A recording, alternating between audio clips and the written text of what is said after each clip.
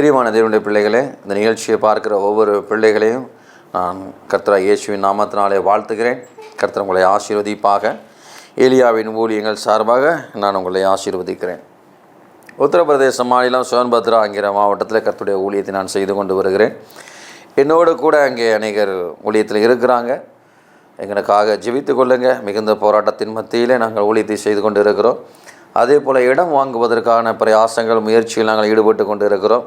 கிட்டத்தட்ட நான் ஒரு 16 வருடங்கள் பரதேசியாய் இந்தியாவின் பல பகுதியிலே சுற்றி திரிந்து ஊழியத்தை செய்திருக்கிறேன். உத்தரப்பிரதேச மாநிலத்தில் 8 வருஷம் ஒரு பரதேசியை போல அங்கும் இங்குமாய் ஊழியங்களை செய்து கொண்டு வந்திருக்கிறேன்.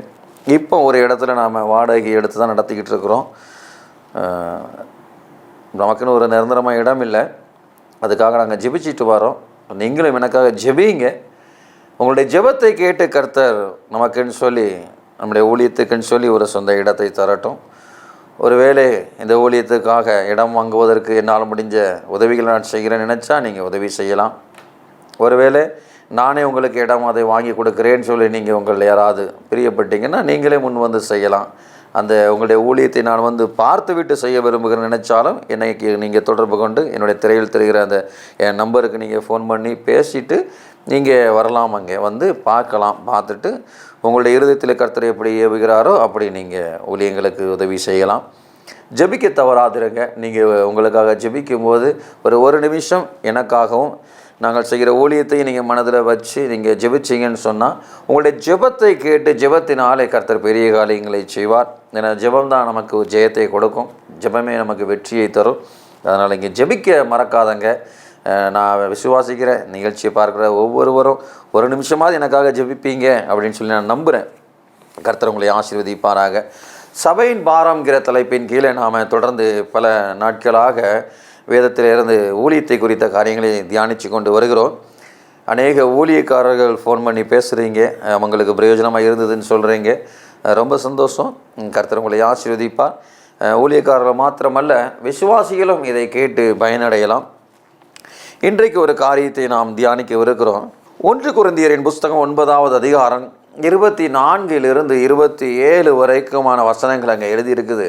நீங்கள் எடுத்து வச்சுக்கோங்க. 1 கொரிந்தியரின் புஸ்தகம் 9வது அதிகாரம் 24 to 27 வரைக்கும் நீங்கள் பார்த்தீங்கன்னு சொன்னால் அப்போஸ்தலனாகிய பவுல் அங்கே எழுதும்போது அவர் சொல்கிறாரு, பந்தய சாலையிலே ஓடுகிறவர்கள் எல்லாரும் ஓடுவார்கள். பந்தய சாலையில் நிறைய பேர் ஓட்ட பந்தயத்தில் ஓடுவாங்க. அந்த மேரத்தான் பார்த்தீங்க அப்படின்னு சொன்னால் கூட்டம் ஏகப்பட்ட பேர், நிறைய எண்ணிக்கைக்கு அடங்காத அளவுக்கு நிறைய பேர் ஓடுவாங்க.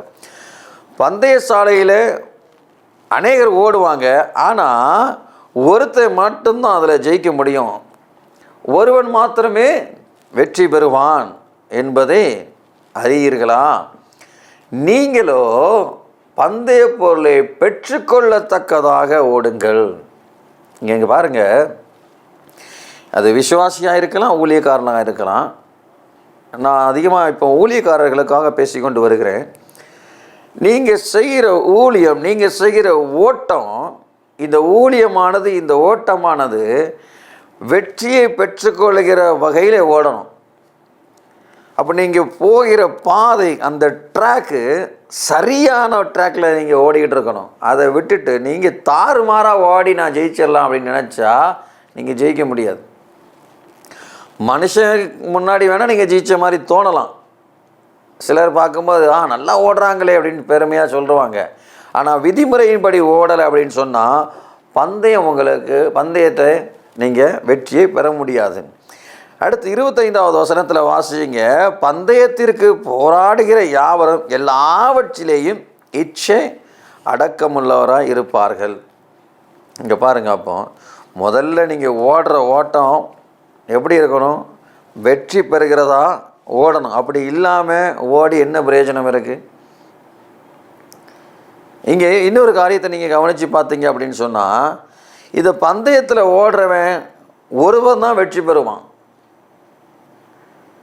ஆனால் நம்முடைய ஊழியத்தில் நீங்கள் நல்லா கவனித்து பார்த்தீங்க அப்படின்னு சொன்னால், நீங்கள் சரியான பாதையிலே சரியான விதத்தில் ஓடுனீங்க அப்படின்னு சொன்னால் அது 10 பேராக இருந்தாலும் 10 பேரும் வெற்றி பெறுவார்கள். உலக பந்தயத்தில் ஒருத்தனுக்கு தான் கப்பு கிடைக்கும். ஆனால் நம்ம இங்கே ஊழியத்தில் அப்படி இல்லை. 10 பேராக இருந்தாலும் 10 பேரும் சரியான பாதையில் உங்களுக்கு நியமிக்கப்பட்டிருந்த அந்த ஓட்டத்தின் பாதையிலே ஓடுனீங்க அப்படின்னு சொன்னால், உங்களுக்கு கொடுக்கப்பட்ட வேலையை நீங்கள் சரியாய் செஞ்சீங்க அப்படின்னு சொன்னால் நீங்கள் பந்தயத்தில் வெற்றி பெற முடியும். அப்போது நீங்கள் உங்கள் பாதையில் ஓடணும். அந்த ட்ராக் லைன் போட்டிருப்பாங்க ஓட்ட பந்தயத்தில். நீங்கள் இப்போ எத்தனை பேர் பார்த்துருப்பீங்கன்னு தெரியல, பார்த்துருப்பீங்க பல பேர். அப்போ அங்கே வரிசையாக ஒரு 7 பேர் 8 பேர் நிற்கிறாங்கன்னு சொன்னால் அங்கே 8 லைன் இருக்குதுன்னு சொன்னால் அவங்களுக்கு ஒரு ட்ராக் இருக்கும். அந்த ட்ராக்கில் ஓடணும். 1வது நம்பர் போட்டிருக்கு அப்படின்னு சொன்னால், முதல் நம்பர் இருக்குதுன்னு சொன்னால் அந்த ட்ராக்கில் ஓடுறவங்க ட்ராக்கை மாதிரி 2க்கு வந்துட்டாங்கன்னு சொன்னால் அவங்க ஆளாக வந்தாலும் அவங்களுக்கு கப்பு கிடைக்காது, கோப்பை அவங்களுக்கு கொடுக்க மாட்டாங்க. நீ ஓம் பாதையில் தான் நீ ஓடி வரணும். 2ல் வந்தவன் நான் வேகமாக வந்ததில் சரியாக கவனிக்காமல் நான் ட்ராக்கு 1க்கு வந்துட்டேன் அப்படின்னு சொன்னால் அவனுக்கு கொடுக்க மாட்டாங்க. நீ ஓன் ட்ராக்கில் தான் நீ ஓடி இருந்திருக்கணும். இல்லை 9வது நம்பரில் வந்தவன் நான் வேகமாக வந்ததுனால 1க்கு வந்துட்டேன் அப்படின்னு சொன்னால் அப்படிலாம் கொடுக்க மாட்டாங்க. நீ உனக்கு நியமிக்கப்பட்ட பாதை என்ன, ஓன் ட்ராக் என்ன, அதில் ஓடி தான் நீ ஜெயிச்சு வெற்றி பெறணும். இன்றைக்கி ஊழியத்தை நல்லா கவனித்து பாருங்கள். ட்ராக் விட்டு ட்ராக் மாறி ஓடுறாங்க. இன்றைக்கி ஊழியத்தை நல்லா கவனிச்சிங்கன்னா ஊழியக்காரங்கள்னால் தெரிஞ்சிருக்கும். 5 வகையான ஊழியங்கள் இருக்குது வேதாகமத்தில். ஊழியம் நிறைய இருக்குது. குறிப்பாக சபையில் 5 வகையான ஊழியத்தை குறித்து அங்கே சொல்லியிருக்குது. முதல்ல நீங்கள் பார்த்தீங்கன்னு சொன்னால் அப்போஸ்தலன் தீர்க்கதரிசி அப்படிங்கிற 2 வகையான ஊழியங்களை குறித்து சொல்லியிருக்குது. அப்போஸ்தலர் தீர்க்கதரிசிகள். அதுக்கப்புறமா நீங்கள் பார்த்தீங்க அப்படின்னு சொன்னால் அங்கே பாஸ்டர் வர்றாரு. பாஸ்டர் வந்ததுக்கப்புறமாக சுவிசேஷகன் வர்றாரு. சுவிசேஷகனுக்கு அப்புறமாக அங்கே போதகர் வர்றாரு. அப்போ 5, அதாவது டீச்சர். போதகர்னா குரு, டீச்சர். இந்த பாஸ்டர் வேறு போதகர் வேறு, 2க்கும் வித்தியாசம் இருக்குது. எல்லாத்தையும் போட்டு இங்கே குழப்பி இன்றைக்கி நிறைய குழப்பங்கள் இருக்குது. இன்றைக்கி அப்போஸ்தலன் யாருன்னு தெரியல, தீர்க்கதரிசி யாருன்னு தெரியல, பாஸ்டர் யாருன்னு தெரியல, சுவிசேஷகன் யாருன்னு தெரியல, இந்த டீச்சர் யாருன்னு தெரியல. மிகப்பெரிய குழப்பம் இன்றைக்கி. அதுக்கு முக்கியமான காரணம் என்ன அப்படின்னு சொன்னால், நான் ஏற்கனவே நிறைய பேசியிருக்கேன். முதல்ல ஊழியத்துக்கு நீங்கள் அழைக்கப்படும் போது அது யாராக இருந்தாலும் சரி, ஒருவனை தேவனாய கர்த்தர் ஊழியத்துக்கு அழைக்கிறார் அப்படின்னா, உண்மையிலே கர்த்தர் அழைச்சாருன்னா எந்த ஊழியத்துக்கு உன்னை அழைக்கிறேங்கிறத சொல்லுவார். இப்போ நீங்கள் ஒரு போலீஸ் வேலைக்கோ இல்லை ஏதோ ஒரு வேலைக்கு நீங்கள் அப்ளிகேஷன் ஒன்று போட்டிருக்கீங்க, உங்களுக்கு அப்பாயின்மெண்ட் ஆர்டர் வந்திருக்குன்னு வைங்க. என்ன போஸ்டிங், எந்த வேக்கன்சி, எந்த வேலைக்காக உங்களை நாங்கள் நியமிக்கிறோங்கிறத கொடுப்பாங்களா இல்லையா? உங்கள் வீட்டுக்கு வேலை, நீங்கள் ஒரு வேலைக்காக கவர்மெண்ட்லேருந்து உங்களுக்கு ஒரு வேலையில் உங்களை ஒரு அனுமதி, உங்களுக்கு ஒரு அப்பாயின்மெண்ட் லெட்டர் உங்களுக்கு அனுப்பியிருக்காங்க. இல்லை ஒரு கம்பெனியிலேருந்து உங்களுக்காக வந்திருக்கு இந்த பதவி அப்படின்னு சொல்லி அதில் போட்டு உங்களுக்கு வருமா? இந்த வேலை அப்படின்னு சொல்லி போட்டு உங்களுக்கு தருவாங்களா? இப்போ நீங்கள் ஒரு கிளர்க்கு வேலை அப்படின்னா கிளர்க்குன்னு போட்டு வருமா? இல்லை ஒரு அக்கௌண்டன்ட்டுன்னா அக்கௌண்டன்ட்டுனோ, அக்கௌண்ட்ஸ் மேனேஜர்னோ அக்கௌண்ட்ஸ் மேனேஜர்னோ போட்டு தருவாங்களா என்ன வேலைன்னு சொல்லி? அப்படி போடாமல் யாராவது உங்களுக்கு அப்பாயின்மெண்ட் ஆர்டர் அடித்து கொடுப்பாங்களா? அப்படி எங்கேயாவது வந்திருக்குதா? அப்போ ஒரு கம்பெனியிலேருந்து ஒரு அழைப்பு வருது, ஒரு வேலையில் உங்களை நியமிக்கிறாங்க, ஒரு பணியில் உங்களை நியமிக்கிறாங்கன்னு சொன்னால், எந்த பணிக்காக உங்களை நியமிக்கிறாங்கன்னு சொல்லி, எந்த வேலைக்கு உங்களை பயிற்சி கொடுக்குறாங்கன்னு உங்களுக்கு சொல்லுவாங்களா இல்லையா? எந்த வேலையாக இருக்கட்டும், அது ஒரு வெல்டிங் வேலையாக இருக்கட்டும், பெயிண்ட் அடிக்கிற வேலையாக இருக்கட்டும், ஒரு வீட்டை பெயிண்ட் அடிக்க போகிறாங்க, அங்கே முதல்ல அங்கே ஏற்கனவே அடித்த பெயிண்டை சுரண்டுறதுக்கு விடுவாங்க ஒரு ஆள். ஒரு சிலர் சுரண்டிக்கிட்டு இருப்பாங்க. அதை பெயிண்ட் அடிக்கிறது அதுக்கப்புறம் இன்னொருத்தர் அடிப்பாங்க. அப்போ இது தனியால் அது தனியால் பண்ணுவாங்க. ஆனால் ஒரு டீமாக வருவாங்க. அப்போ இது ஒரு ஆள் பண்ணுவான், அது ஒரு ஆள் பண்ணுவான். அப்போ எந்த வேலை பண்ணணும்னு சொல்லி தானே கூப்பிட்டு வருவாங்க. அப்போ உலகத்தில் எல்லா வேலைகளையும் இப்படி சொல்லி தெளிவாக கூப்பிட்டு வரும்போது, கிறிஸ்தவத்தில் மாத்திரம் இந்த உலகத்தையும் அண்ட சராசரங்களை சர்வத்தையும் படைச்ச ஆண்டவர், அவர் வேலைக்கு சர்வஞானி, மனுஷனுக்கு மூளையை வச்சவர், அவர் தம்முடைய வேலைக்கு ஒருத்தனை அழைக்கும் போது சொல்லாமையா கூப்பிடுவார்? நல்லா யோசிச்சு பாருங்க. சொல்லி தானே கூப்பிட்டுருப்பாரு. அப்படி சொல்லலை அப்படின்னா, இந்த வேலைக்கு நான் உன்னை கூப்பிடுறேனே அவர் சொல்லலை அப்படின்னா, அப்போ உண்மையிலே அவர் தான் கூப்பிட்டாரா? இன்னைக்கு எவ்வளவு குழப்பங்கள் தெரியுமா ஊழியத்தில்?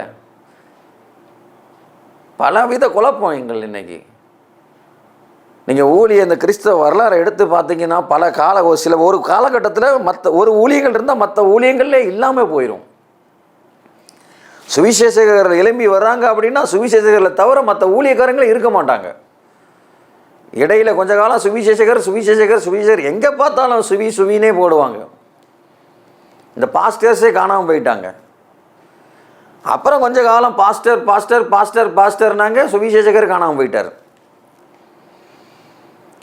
அப்புறம் திடீர்னு பார்த்தா அப்போஸ்தலர் வந்தாங்க, மற்ற எல்லாரும் எங்கே போனாங்கன்னே தெரியல. இன்னைக்கு தீர்க்கதரிசின்னு போடுறாங்க, மற்ற எல்லாரும் எங்கே போயிட்டாங்கன்னு தெரியல. இன்னைக்கு அப்போஸ்தலரை எங்கே ஆங்கலை, சுவிசேஷகனை ஆங்கலை, யாரை பார்த்தாலும் இன்னைக்கு ஒரே தீர்க்கதரிசியாக தான் இருக்கிறாங்க. நீங்கள் நல்லா கவனித்து பாருங்கள், வேதத்தில் அப்படியெல்லாம் கிடையாது. 5 வகையான ஊழியங்கள் எல்லாவித காலகட்டத்திலையும் இருந்தது. கர்த்தராகிய ஆவியானவர் சபையை இந்த 5 ஊழியங்களையும் கொண்டு தான் எழுப்பி கொண்டு வருவார். இதில் ஒன்று இல்லை அப்படின்னாலும் அது சபை ஒழுங்கான நிற்காது. கட்டடத்தில் இரும்பு, கல், சிமெண்ட்டு, செங்கல் இதெல்லாம் வச்சு, இதெல்லாம் மண் எல்லாம் சேர்ந்தால் தான் கட்டடம் நிற்கும். பில்லர்லேருந்து ஒரு இரும்பு கம்பியை உருவிட்டோம் அப்படின்னா அது நிற்காது, கொலாப்ஸ் ஆயிரும். நான் சிமெண்ட்டு சேர்க்காமல் கட்டுவேன், இல்லை மண்ணே சேர்க்க மாட்டேன், இல்லை கல்லே இல்லாமல் கட்ட போகிறேன் அப்படின்னா நிற்காது. எல்லாமே தேவை இங்கே. ஆனால் ஊழியத்திலே மாத்திரம் ஏன் இப்படி? இப்போ ஒரு கம்பெனி இருக்குது, நானும் வேலை பார்த்துருக்குறேன். எல்லா கம்பெனிகளுமே அது ஃபார்முலா ஒன்று தான். அவங்க வியாபாரம் வேறு வேறையாக இருக்கலாம், ஆனால் அங்கே பேக் ஆஃபீஸ் நடக்கிற ஃபார்முலா ஒன்று தான். அக்கௌண்ட்ஸ்னு ஒரு செக்ஷன் இருந்தே ஆகணும். எந்த சின்னதாக நிர்வாகமாக இருக்கட்டும், அது பெருசாக இருக்கட்டும். அப்போ எல்லாத்துக்கும் விதிமுறைகள் இருக்குது. ஆனால் ஊழியத்தில் பாருங்கள், இன்னைக்கு தாறுமாறான ஓட்டத்தில் ஓடுறது. இன்னைக்கு பாஸ்டர்ஸ்ன்னு சொல்கிற பல பேர், பாஸ்டர்னா யார்? ஒரு மேய்ப்பன். இந்த மேய்ப்பனானவன் தன் சபையை, தன் மந்தையை வழி நடத்துறதுல ரொம்ப ஜாக்கிரதையாக கவனமாக இருக்கணும். மேய்ப்பனுடைய வேலை என்ன? உன்னுடைய மந்தையை எந்த ஒரு காட்டு பிராணிகளோ இல்லை திருடர்களோ பீறி போடாதபடி, கொன்று போடாதபடி உன் உயிரையும் கொடுத்து காவல் காக்கிறதுல நீ கவனமாக இருக்கணும். அதான் மேய்ப்பனுடைய வேலை. உன்னுடைய மந்தைகள் ஒன்றோடு ஒன்று கலந்து சேர்ந்து, அது வகைகளுக்குள்ளே ஒன்று சேர்ந்து இனவிருத்தி அடைஞ்சு உன் மந்தை பெருகும். அதாவது என்னன்னா, ஒரு பாஸ்டர் அவர் ஒரு சபையை வச்சிருக்கிறார் அப்படின்னு, அவருக்கு ஒரு சபையை நடத்துகிறார் அப்படின்னு சொன்னால், அந்த விசுவாசிகள் பலன் கொண்டு வளர்ந்து அடுத்து அந்த விசுவாசிகள் விரிவடைவாங்க. ஆடு மாடுகள் குட்டி போட்டு பெருகிறது போல இவர்கள், அந்த சபை விரிவடையும். ஆனால் இங்கே என்ன நடக்குது? இந்த பாஸ்டர் தன் மந்தையை சரியாய் கவனிக்காமல் விட்டு, இந்த பாஸ்டர் ஊராக இன்னைக்கு நிறைய சுற்றிக்கிட்டு இருக்கிறாங்க. இதை கேட்கும்போது சில பேருக்கு கடுப்பாகலாம், கோபம் வரலாம், என் மேலே என்ன இப்படி பேசுகிறானேன்னு சொல்லி. சில பேருக்கு எரிச்சல் வரலாம். ஒரு பாஸ்டர் அப்படின்னு சொன்னால் அவன் தன் மந்தையை காவல் காக்கணும். உன் கையில் என்ன மந்தையை கொடுத்துருக்கிறார், எந்த ஊரில் உன்னை நியமிச்சிருக்கிறார், எதுக்காக உன்னை நியமிச்சிருக்கிறார், அதை தான் நாளைக்கு கர்த்தராகி ஆண்டு கேட்பார். இப்போ ஒரு உதாரணத்துக்கு, தமிழ்நாட்டில் காஞ்சிபுரங்கிற இடத்துல ஒரு சபையை ஒரு மேய்ப்பனாகிய ஒரு பாஸ்டருக்கு ஆண்டு ஒப்பு கொடுத்துருக்கிறார் அப்படின்னு சொன்னால், அதை பற்றி தான் கர்த்தராகிய ஆண்டு அவனிடத்தில் கணக்கு கேட்பார். அவங்கிட்ட மகாராஷ்டிராவில், மும்பையில் அந்த சபை, அதை நீ ஒழுங்காக பார்த்தியா அப்படின்னு கேட்க மாட்டார். நீ யூபியில் சோன்பத்ராவில் அந்த மாவட்டத்தில் இருக்கிற சபையை நீ ஒழுங்காக கவனிச்சியா, அந்த மந்தைகளை கவனிச்சியான்னு அங்கே அவங்கக்கிட்ட கேட்க மாட்டார். உன்கிட்ட என்ன வேலை கொடுத்துருக்கேன், எந்த பாதையில் நீ ஓடுறதுக்காக நீ வந்திருக்க, எந்த பாதை நான் உனக்குன்னு எந்த ட்ராக் உனக்கு வச்சுருக்கேன், அதில் சரியாக ஓடி நீ ஜெயிச்சியா, அதைத்தான் கேட்பார். இன்றைக்கி பல பாஸ்டர்ஸ் அப்படி ஊர் ஊராக சுற்றிக்கிட்டு இருக்கிறாங்க. அதை பார்க்கும்போது எனக்கு மிகுந்த வேதனையாக இருக்கும். இப்படி பாஸ்டர்ஸ் ஊர் ஊராக சுற்றினா அப்போ சுவிசேஷகனுக்கு இங்கே வேலை, சுவிசேஷகனுக்கு வேலையே இல்லாமல் போயிடுது. சுவிசேஷகர்கள் அப்புறம் என்ன பண்ணுவாங்க, அவங்க ஒரு இடத்துல ஒரு ஜெப கூடாரத்தை போட்டு அவங்க ஒரு ஃபிக்ஸ் ஆகி ஒரே இடத்துல அவங்க ஒரு ஜெப வீட்டை எழுப்பி அவங்க இன்றைக்கி பாஸ்டர் செய்ய வேண்டியதை இவங்க செஞ்சுக்கிட்டு இருக்கிறாங்க. ஏன்னா சுவிசேஷம் செய்ய வேண்டிய வேலையை யார் செஞ்சுக்கிட்டு இருக்கா, பாஸ்டர் செய்கிறாங்க. அதனால் இப்போ சுவிசேஷகர் என்ன பண்ண வேண்டியிருக்கு, பாஸ்டர் செய்ய வேண்டிய வேலையை சுவிசேஷகன் செய்ய வேண்டியிருக்குது. இப்போ அப்போஸ்தலர், இந்த அப்போஸ்தலர் வேலை சபைகளை உருவாக்குகிறது. இந்த அப்போஸ்தலர் எங்கே இருக்கிறாங்கன்னு கண்டுபிடிக்க முடியாமல் ஆகிப்போச்சு. இப்போ இன்றைக்கி இங்கே 2 ட்ராக் தான் ஓடிக்கிட்டு இருக்கு. ஒன்று பாஸ்டர், ஒன்று தீர்க்கதரிசி. இந்த 2 ட்ராக் தான் இப்போ ஓடுது. நீங்கள் நல்லா கவனித்து பாருங்கள். ஒருவேளை நான் சொல்கிறது தவறுன்னு உங்களுக்கு தோணுச்சு அப்படின்னா நீங்கள் என்கிட்ட சொல்லலாம். நீங்கள் நல்லா எங்கே வேணாலும் கவனித்து பாருங்கள், எந்த நோட்டீஸ் எங்கே வேணாலும் பாருங்கள், 2 ட்ராக் தான் ஓடிக்கிட்டு இருக்கு. அப்போ மற்ற ஊழியங்களெல்லாம் எங்கே போச்சு, நல்லா கவனித்து பாருங்கள். பல பேருக்கு இன்னும் தெளிவே இல்லை. நான் பாஸ்டரானு தெரியல, நான் சுவிசேஷகனானு தெரியல, நான் அப்போஸ்தலனானு தெரியல, நான் தீர்க்கதரிசியா, அந்த தெளிவே இல்லை. அப்போ இங்கே வேதம் சொல்லுது, பந்தய சாலையில் ஓடுவாருங்க. நிறைய பேர் ஓடுவான். பந்தய சாலையில் ஓடுகிறவெல்லாம் ஓடுவான். ஆனாலும் பந்தயத்தை ஒருவனே பெறுவான் நீங்கள் அறியீர்களா, நீயோ பெற்றுக்கொள்ளத்தக்கதா ஓடு. நீ ஓடுற இந்த ஓட்ட பந்தயத்தில் ஜெயிச்சிருவேன் அப்படிங்கிறத நம்பிக்கையில் ஓடு. ஜெயிக்கிறவனா ஓடு, சரியாக உன பாதையில் ஓடு. அதே போல் நீ சரியான ஊழியத்தை, நீ சுவிசேஷகன்னா சுவிசேஷகத்தை தான் நான் செஞ்சுக்கிட்டு இருக்கேன்னு சொன்னால், பாஸ்டர்னு எனக்கு ஒரு ஒரு மந்தை என்கிட்ட ஆண்டு கொடுத்துருக்கிறாரு, என் மந்தையில் நான் கவனமாக நடத்திக்கிட்டு இருக்கேன்னு சொன்னால், அதே நேரத்தில் பந்தயத்திலே போராடுகிற யாவரும் எல்லாவற்றிலும் இச்சையடக்கமாக இருப்பார்கள். உன் ஊழியத்தின் ஓட்டத்தில் நீ சரியான ஓட்டத்தில் ஓடிக்கிட்டு இருக்க, ஆனாலும் இச்சை அடக்கமாக நீ ஓடணும். ஓட்டப்பந்தயத்துக்கு ஓடுறவனே இச்சை அடக்கமாக ஓடுறான் அப்படின்னு சொன்னால், அழிவுள்ள கிரீடத்தை பெற்றுக்கொள்கிறதுக்கு ஓடுறவனே கொஞ்சம் கவனமாக இருக்கணும்னா ஃபிட்னஸ் யோசிச்சு பாருங்க. டயட்டில் இருப்பாங்க, இதை சாப்பிடணும், அதை சாப்பிடணும், இதை சாப்பிடக்கூடாது, அதை சாப்பிடக்கூடாது, எவ்வளவு கண்ட்ரோலாக இருக்கிறாங்க. அதே போல் ஊழியக்காரனும் பல விதத்தில் குதிரைக்கு கடிவாளம் போட்டது போல் உன் கண்ணை மறைச்சிக்கிட்டு நீ ஓடணும். உலகத்தை உத்து பார்த்துடக்கூடாது. இதை குறித்து நான் நிறைய விலைக்கு பேசும்போது சிலர் சொல்லுவாங்க, உனக்கு என்ன, நீ சன்னியாசியாக போயிட்டேங்கிறதுக்காக எல்லாரும் சன்னியாசியாக போகணுமா? உண்மையாக பார்த்தா சரியாக இன்னும் சொல்ல போனால் கிறிஸ்தவமே சன்னியாசம்தாங்கிறதே நிறைய பேருக்கு தெரியாது. இப்படி சொன்னால் இன்னும் பல பேர் நினைப்பாங்க, என்ன இவன் கிறிஸ்தவம்னா சன்னியாசம்னு சொல்லிட்டானேன்னு.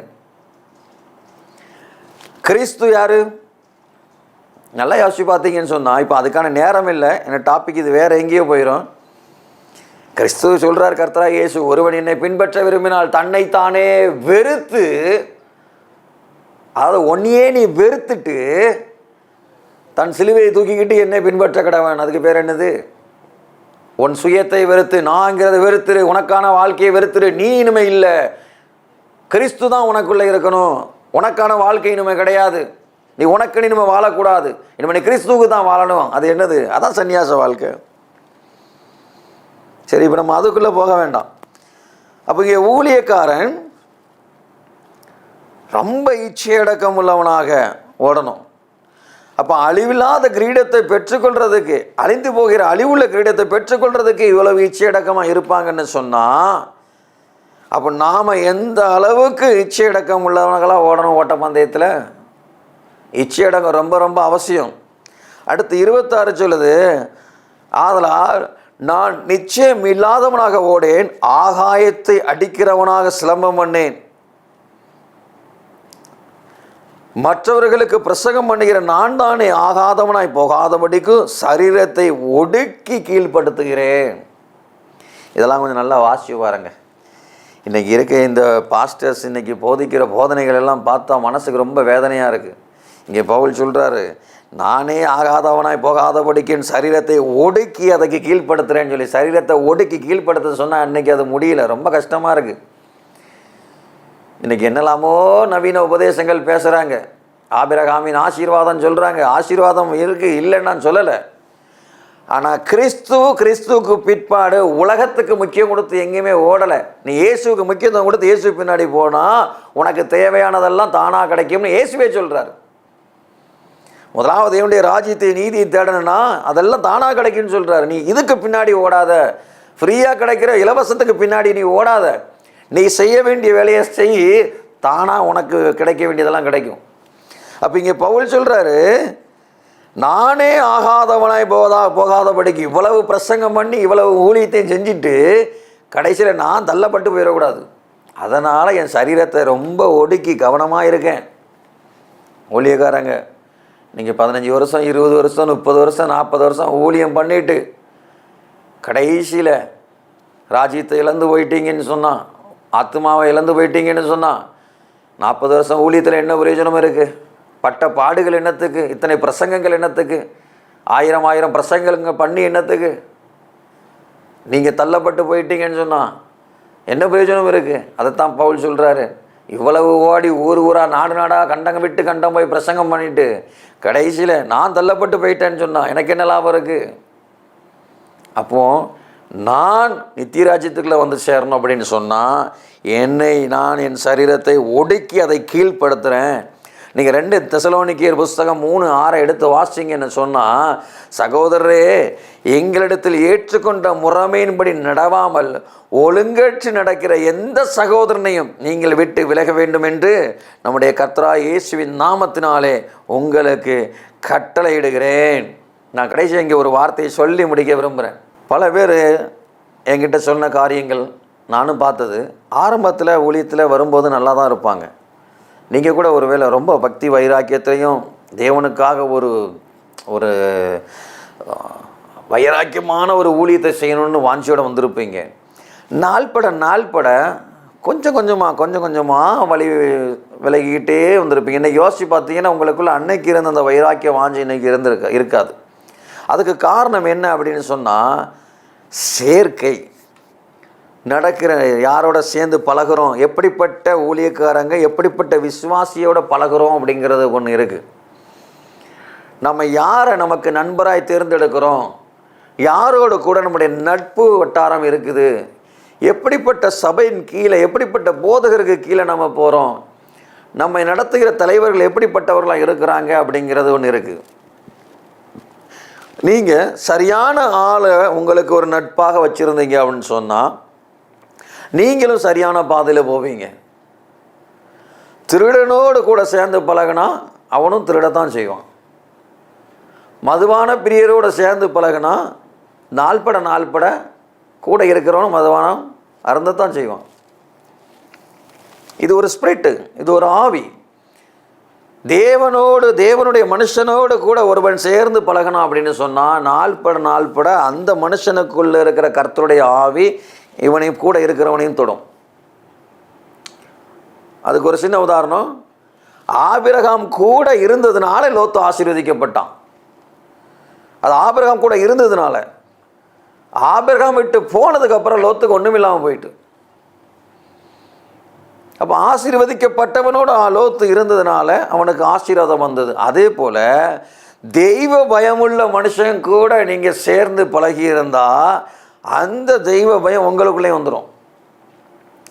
இன்றைக்கி ஊழியத்துக்கு நீங்கள் வந்ததும், இப்போ நானும் ஆரம்ப காலத்தில் கிறிஸ்துவை சொந்த ரட்சகரை ஏற்றுக்கொண்டு கிறிஸ்துவனுடைய ஊழியத்துக்கு அழைப்பு வந்த உடனே எனக்கு ஆரம்பத்தில் தெரியாது, விவரம் தெரியாமல் ஒரு சிலரோட பழகும்போது, ஆனால் ஆரம்பத்திலேயே கர்த்தர் என்னை வழிநடத்தின விதம், கர்த்தர் எனக்கு கொடுத்த கிருபை, அது அவர் கொடுத்த ஈவு. இது என்னால் உண்டானதல்ல, அவர் எனக்கு போட்ட ஒரு, அதை எப்படி சொல்கிறது, ஒரு பிச்சை, எனக்கு போட்டது பிச்சை. ஆரம்பத்தில் எனக்கு கஷ்டமாக இருந்தது. என்னை தனியாக பிரித்து கொண்டு போய் தனிமையாகவே ஓடிக்கிட்டே இருக்கும்போது முதல்ல ரொம்ப கஷ்டமாக இருந்தது, எனக்கு வருத்தமாக இருந்தது. நான் மாத்திரம் தனிமையாக இருக்கேன், எனக்குன்னு கிறிஸ்தவத்தில் ஒரு நட்பு இல்லை, கிறிஸ்தவத்தில் நெருங்கிய நண்பர்கள் இல்லை, ஊழியத்தில் நண்பர்கள் இல்லை, என்னோட கூட சேர்ந்து எனக்கு இன்ப துன்ப துக்கத்தில் எனக்கு தோள் கொடுக்கறதுக்கு ஒரு நல்ல நண்பர்கள் கிடையாது, ஊழியக்காரங்க இல்லை, எனக்குன்னு ஒரு ஆவிக்குரிய தகப்பன் இல்லை, எனக்கு ஆவிக்குரிய ஆலோசனை கொடுக்கறதுக்கு நல்ல ஆட்கள் இல்லைன்னு ஆரம்பத்தில் நிறைய வருத்தப்பட்டிருக்கேன். நான் சோர்ந்து இருக்கும்போது எனக்கு சேர்ந்து ஜெபிக்கிறதுக்கு ஆள் இல்லைன்னு ஆரம்பத்தில் ரொம்ப வருத்தப்பட்டிருக்கேன். வருத்தப்பட்டு கதறி அழுதுருக்கேன். ஆண்டவரே, நான் மட்டும் தனிமையாகவே இருக்கிறேனே ஆண்டவரே, தனிமையாகவே ஓடிக்கிட்டு இருக்கிறேனே ஆண்டவரே, எனக்குன்னு ஒரு நல்ல நண்பர்கள் இல்லையேன்னு சொல்லி நான் வருத்தப்பட்டிருக்கேன். ஆனால் இப்போ நடக்கிற காரியங்கள் எல்லாம் பார்க்கும்போது கர்த்தராகி ஆண்டவர் என்னை தனிமைப்படுத்தினது நல்லதுன்னு எனக்கு தோணுது. இன்றைக்கி அது நன்மையாக இருக்குது. எதை குறித்து நான் வருத்தப்பட்டேனோ, 10 வருஷத்துக்கு முன்னாடி எதை குறித்து நான் வேதனைப்பட்டு கண்ணீர் வடித்து அழுதேனோ, இன்றைக்கு அதே காரியத்தை நினைக்கும் போது கர்த்தர் எல்லாத்தையும் எனக்கு நன்மை தான் செஞ்சுருக்கிறாரு. ஒருவேளை நானும் அந்த கூட்டத்தோடு சேர்ந்துருந்தேன்னா, இந்த 10ஓட 11 இவர்களோடு தானே சேர்ந்துருப்பேன், அவர்களைப் போல தானே ஆயிருப்பேன். இன்றைக்கு ஊழியம் தனித்துவமாகவும் என்னை தனித்துவமாகவும் கர்த்தர் நிறுத்தியிருக்கிறாருன்னு சொன்னால், அந்த தவறான சேர்க்கை இல்லாததுனால, அந்த ஆட்களுடைய உறவு இல்லாததுனால பல பேர் தேடி வந்தாங்க ஆரம்ப நாட்களில். இன்றைக்கி உங்களையும் பல பேர் தேடி வந்திருப்பாங்க.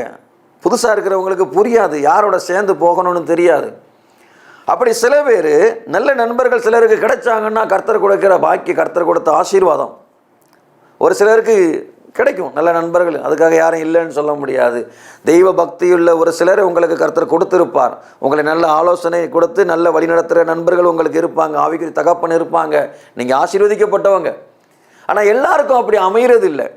அப்படி அமையாத போது என்ன நடக்குதுன்னு சொன்னால், ஊழியக்காரர் இவரும் ஊழியத்துக்கு அழைக்கப்பட்டவர், நானும் அழைக்கப்பட்டவர் சொல்லி நம்பி ஒன்றா போகிற போது அந்த மனுஷனுக்குள்ளே இருக்கிற தவறான இச்சைகள், அந்த மனுஷனுக்குள்ளே இருக்கிற உலகத்தின் ஆசை, அவனுக்குள்ளே இருக்கிற உலக மேன்மை, அவனுக்கு இருக்கிற லௌகீக கவலை, இதையெல்லாம் இவனுக்குள்ளேயும் சுத்திடும்.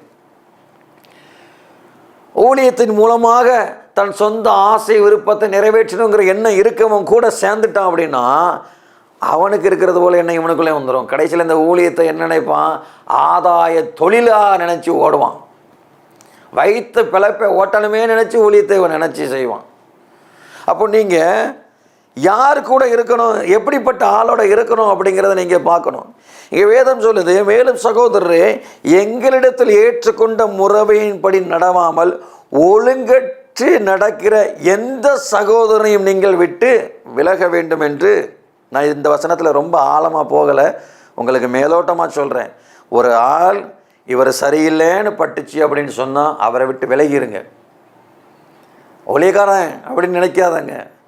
ஊழியக்காரனாக இருக்கட்டும், யாராக இருக்கட்டும், ஒரு ஆள் சரியில்லை அப்படின்னு தெரிஞ்சால், வேதத்துக்கு முரணாக இவருடைய ஊழியம் இருக்குது, அவர் வேதத்துக்கு முரணான வாழ்க்கையை வாழ்கிறாரு அப்படின்னு உங்களுக்கு தெரிஞ்சால், நீங்கள் அவரை திருத்தணுங்கிற முயற்சிக்கெல்லாம் போவாங்க. உங்களால் யாரையும் திருத்த முடியாது, யாரும் யாரையும் இங்கே திருத்த முடியாது. ஒரு முறை 2 முறை ஆலோசனை கேட்கறதுக்கு விருப்பம் இல்லை, தூர வந்துடுங்க. நீங்கள் 2 பேரோட சேர்ந்து நரகத்தில் போய் விழுறதை காட்டிலும் நீ ஒண்டியாய் பரலோகம் போகிறது உத்தமம். நானும் ஒரு காலத்தில் அழுது புலம்புனேன், ஒண்டியாக இருக்கிறேன்னு. இன்றைக்கி அதை நினச்சி சந்தோஷப்படுறேன், தனிமையாய் ஓடுறேன், ரொம்ப சந்தோஷப்படுறேன். அதே போல் நீங்கள் தனிமையாக உன் ஆத்மாவை காப்பாற்றி பரலோகத்துக்கு போகிறது ரொம்ப மேன்மையான ஒன்று. நீங்கள் ஒரு மேய்ப்பனாக இருந்தால் உன் மேய்ப்பனுக்குரிய வேலையை சரியாக செய்யுங்க. நீங்கள் அப்போஸ்தலனாக இருந்தால் அப்போஸ்தலனுடைய ஊழியத்தை செய்யுங்க. நீங்கள் தீர்க்கதரிசின்னு சொன்னால் கர்த்தர் தீர்க்கதரிசியை அவரே வெளியில் கொண்டு வருவார். நீ ஊராக தீர்க்கதரிசின்னு சொல்லணும்னு அவசியம் கிடையாது. கர்த்தர் நிச்சயமாக உங்களை அதுக்கேற்ற ஊழியத்தில் நடத்துவார். ஆனால் அதை நீங்கள் தெளிவுபடுத்திக்கோங்க, சரியான பாதையிலே ஓடுங்க. 2 தெசலோனிக்கேயர் 3:6 சொல்லியிருக்கிறது போல், ஒழுங்கற்ற எந்த சகோதரனை விட்டு நீங்கள் விலகிருங்க. அப்படிப்பட்டவர்களை நீங்கள் சேர வேண்டாம், நட்பு உங்களுக்கு தேவையில்லை. அப்படி சேர்ந்தால் உங்களுடைய ஆத்மா உங்களுடைய சபையும் கெட்டு போகும். அதற்கு சாட்சி உதாரணங்கள் அநேகம் உண்டு நமக்கு முன்பதாக. கர்த்தர் இந்த நிகழ்ச்சியை பார்க்குற உங்களை ஆசீர்வதிப்பாராக. நான் உங்களுக்காக ஜெபிக்கிறேன். என்னோட கூட சேர்ந்து ஜெபியுங்கள். மகா கிருபை இரக்கமுள்ள நல்ல தேவனே, உம்மை நன்றியோடு துதிக்கிறேன், ஸ்தோத்திரிக்கிறேன். அப்பா, இந்த நிகழ்ச்சியை பார்க்கிற ஒவ்வொரு பிள்ளைகளுடைய கரத்தில் ஒப்பு கொடுக்கிறேன். இன்றைய வார்த்தையை கேட்டு உடைய பிள்ளைகளுடைய சமூகத்தில் வைக்கிறேன். தேவனே, இந்த நாளில் தனக்கிலே ஒரு தீர்மானம் எடுத்து நான் ஊழியத்தை சரியான ஓட்டத்தில் ஓட வேண்டும் என்று சொல்லி உடைய சமூகத்திலே வருகிற பிள்ளைகளை நீ ஒரு விஷயம் கண்ணோக்கி பாருங்கள். ஒருவேளை இவர்களுடைய ஓட்டம் தவறான பாதையிலே இருந்திருக்கும் என்று சொன்னால் இதற்கு முன்பு, இனி அப்படி இல்லாதபடி நியமித்த பாதையிலே ஓட கர்த்தர் அவர்களுக்கு உதவி செய்யுங்க. குழப்பத்தில் இருப்பார்கள் என்று சொன்னால் அவர்களுக்கு தெளிவுபடுத்துங்க. பரிசுத்த ஆவியானவர் நம்முடைய பிள்ளைகளை ஆசீர்வதியுங்க. பந்தய பொருளை அவர்களை பெற்றுக்கொள்ளவும் தன்னோடு கூட ஓடுகிறவர்களையும் உம்முடைய ராஜ்யத்தை கொண்டு வந்து சேர்க்கவும் அவர்களுக்கு உதவி செய்யுங்க. இவர்கள் செய்கிற ஊழியம், இவர்களுடைய சபைகளை, பிள்ளைகளையும் நீ ஆசீர்வதிங்க. இயேசுவின் மூலமாக ஜெபிக்கிறோம் எங்கள் நல்ல பிதாவே. ஆமேன், ஆமேன், ஆமேன். கர்த்தர் உங்களை ஆசீர்வதிப்பாராக. God bless you.